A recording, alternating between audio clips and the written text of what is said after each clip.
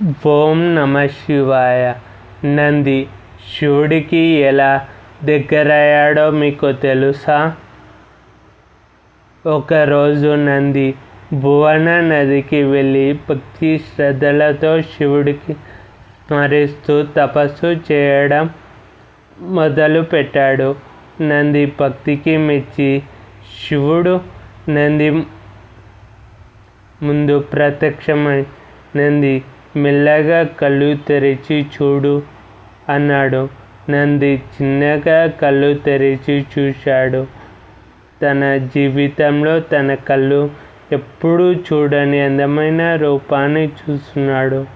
శివుడు అందమైన రూపాన్ని కళ్ళతో చూసి గుండెలో బందీ చేసుకున్నాడు.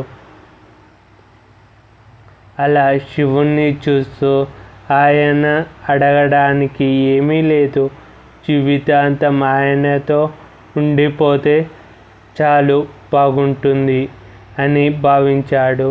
అప్పుడు శివుడు నంది వైపు చూస్తూ, నంది, నీ భక్తికి మెచ్చి నేను ఇంత దూరం తీసుకొచ్చావు. నీవు ఏదైనా వరం కోరుకోమన్నాడు శివుడు. నంది తనకి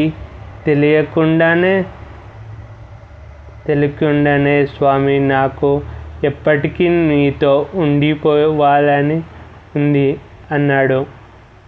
శివుడు చిన్నగా నవ్వి, నేను ప్రయాణించే నా వాహనం ఎద్దు దూరమైంది. నీ ముఖం ఎద్దులా మారితే నువ్వు నాతో పాటు కైలాసంలో ఉండొచ్చు.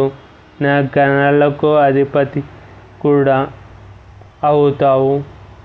అంతేకాదు, నువ్వు ఎప్పటికీ నాకు వాహనంగా, స్నేహితుడిలా ఉంటావు అని అన్నాడు. నంది ఆనంద బాష్పాలతో చూస్తూ ఉండిపోయాడు. శివుడు నందికి ఎప్పటికీ తనతోనే ఉండిపోయే వరాన్ని ప్రసాదించాడు. అప్పటి నుంచి నంది శివుడికి వాహనంలా, గణాలకు అధిపతిగా మారిపోయాడు. జై శ్రీరామ్.